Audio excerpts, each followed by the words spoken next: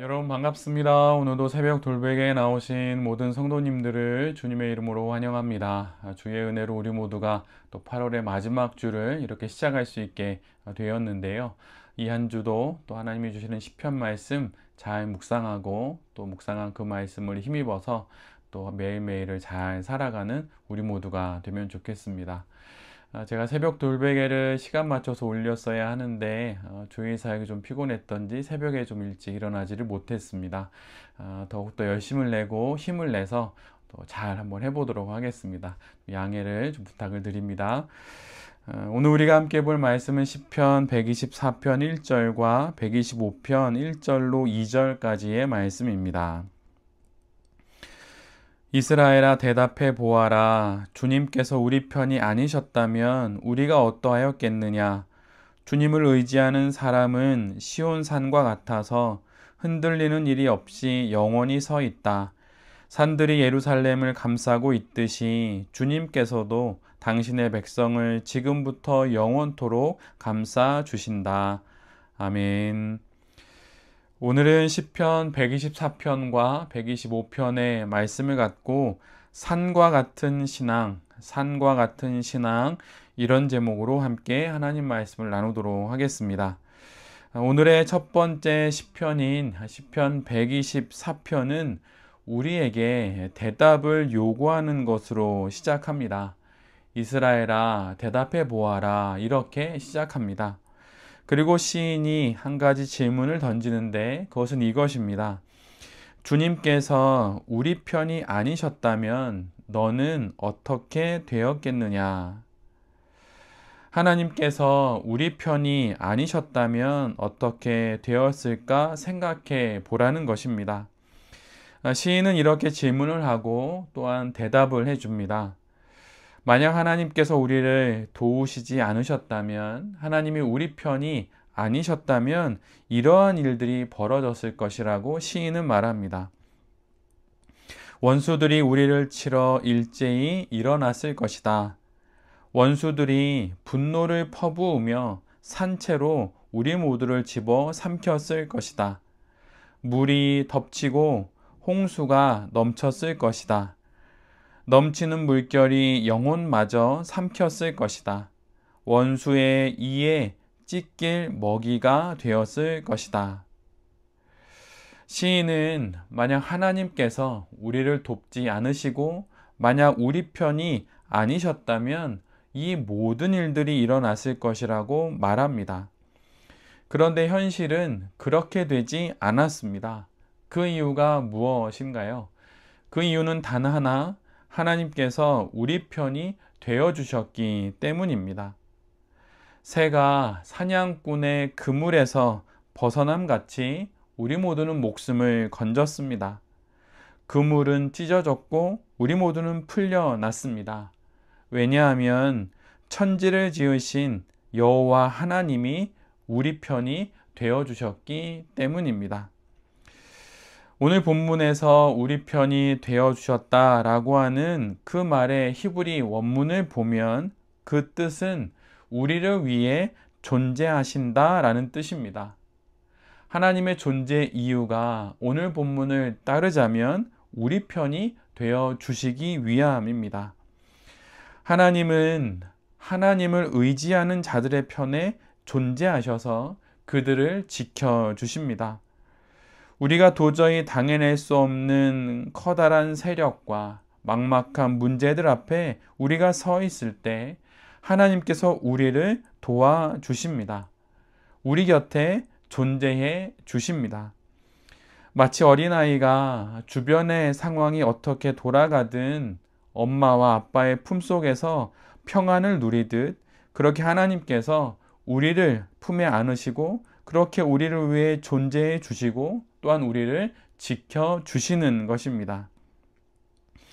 나를 압도하는 문제와 내 안에서 나를 자꾸 무너뜨리려는 수많은 그 마음들 속에서 우리를 건져주셔서 우리로 신앙인생을 여전히 살아가게 하시는 것이 바로 우리를 향한 하나님의 뜻이고 그분의 마음입니다. 하나님이 우리 편이 아니셨다면 상상할 수 없는 그런 일들이지요. 사람들이 내 편이 되어주기를 바랄 것이 아니라 하나님이 내 편이 되어주시기를 바라야 합니다. 이것만큼 확실한 도움은 없습니다. 날마다 매일매일 주님이 내 편이 되어주시기를, 또한 지금 내 편이 되어주신다는 것을 기억하고 기도하면서 그렇게 우리에게 주신 인생을 잘 살아가는 우리 모두가 되어야 할 것입니다. 오늘 본문에 있는 시편 125편은 하나님을 의지하는 사람에게 하나님께서 구체적으로 어떠한 도움을 주시는지를 기록하고 있습니다. 또한 이와 더불어서 하나님을 의지하는 사람, 그 사람에게 하나님께서 기대하시는 것이 무엇인지도 말씀해 주고 있습니다. 순례자로 보이는 시인은 전적으로 하나님을 의지하고 신뢰하며 살아갑니다. 그리고 자신의 이 신뢰를 산에 빗대어서 표현합니다. 즉 순례의 목적지가 시온산이듯이 그 시온산처럼 하나님이 그 곁에서 자기를 지켜주시고, 그러게 그 주님을, 산과 같은 주님을 의지한다고 시인은 말합니다. 시인은 여호와를 의지하는 자들, 즉 여호와를 신뢰하는 자들을 시온산과 같다고 말합니다. 하나님에 대한 확신으로 가득한 사람들, 대담한 믿음을 가진 사람들은 시온산과 같은 하나님을 믿지만, 또한 그 믿음으로 인해서 그들 역시 산처럼 우뚝 솟은 신앙 인생으로 살아가고 있다고 시인은 말하고 있습니다. 하나님 안에, 하나님으로 인해 하나님과 함께 살아가는 자들은 산처럼 흔들림 없는 신앙 인생을 살아갑니다. 분명 하나님이 산과 같으셔서 우리를 보호하십니다. 산들이 예루살렘을 감싸고 있듯이 주님께서도 하나님을 신뢰하는 자들을 영원토록 감싸시고 요새와 같이 그들을 지켜주십니다. 비록 환난이 닥친다 하여도 하나님의 보호하심을 신뢰하는 자들을 하나님께서는 선대하시면서 그들에게 영원한 샬롬을 베푸십니다. 그러나 이와 더불어서 하나님 앞에서 살아가는 그 신앙의 인생의 모습 역시 산과 같아야 합니다. 우뚝 솟은 산처럼 그렇게 담대하고 웅장하게 힘있게 서 있는 모습이 바로 신앙 인생의 모습이어야 합니다. 신앙은 결코 유약하거나 나약하지 않습니다. 신앙은 높이 솟은 산과 같습니다. 이 시대 하나님께서 보시기를 원하시는 신앙은 바로 이와 같은 산과 같은 신앙입니다. 세상의 일들에 일희일비하지 않고 중심을 잡고 서 있는 높은 산과 같은, 그런 산과 같은 믿음의 사람이 바로 하나님이 기대하시고 기다리시는 그런 성도의 모습입니다. 찬양 중에 주님은 산과 같아서 라고 하는 제목의 찬양이 있습니다.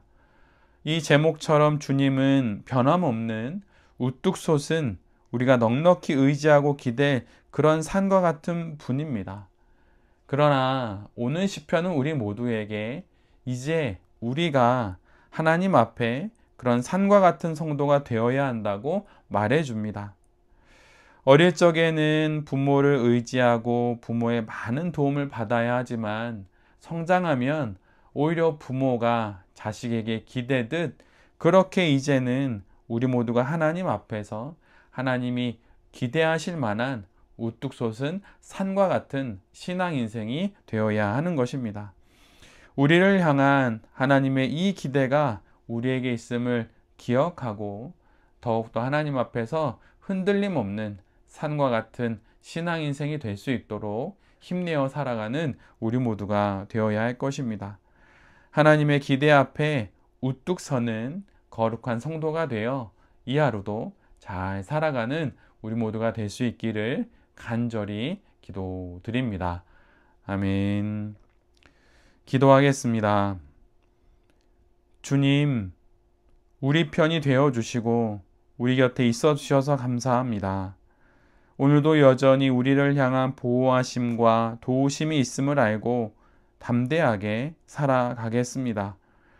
주님들 우리 곁에서 산과 같이 있어 주셔서 감사합니다. 그런데 이제는 우리가 주님 곁에서 산과 같이 우뚝 서 있겠습니다. 하나님이 믿으실 만한, 하나님이 기대하실 만한 그런 산이 되게 하여 주시옵소서. 주님 우리를 이끌어 주시고 또한 우리 인생을 이루어 주시옵소서. 이 모든 말씀 예수 그리스도의 이름으로 기도드립니다. 아멘.